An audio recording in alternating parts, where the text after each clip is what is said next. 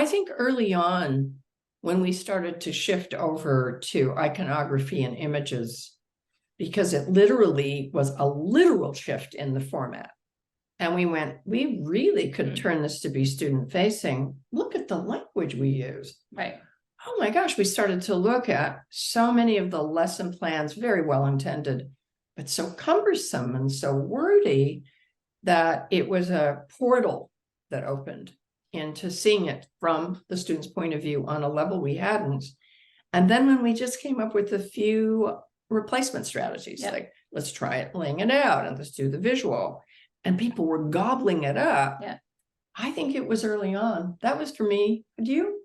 I think that there were a couple of different moments. I think that was like a significant moment in terms of thinking about the iconography and the imagery. A second moment was really in the early part of the pandemic.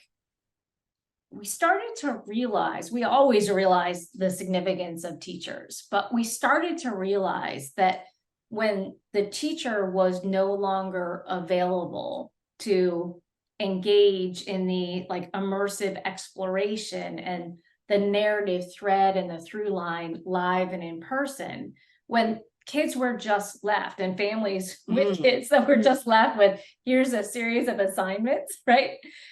All of a sudden, we actually took stock and said, wait a minute, the teacher has such an incredible thread that he or she is playing. They're helping to make the connections, drive probing questions and opportunities for synthesis.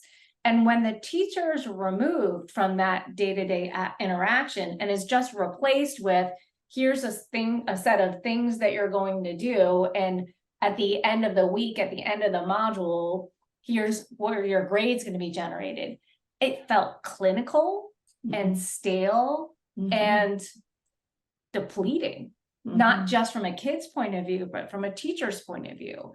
So I think that was another real aha that we had in terms of thinking about that thread of the focus of the story and beginning to insist that there is a connection, one unit to another unit, 1 year to another year, to grow the capacity of the learner over time, and have the student actually have a role in how I have grown, not just in my thinking, but also what I want to explore now and next.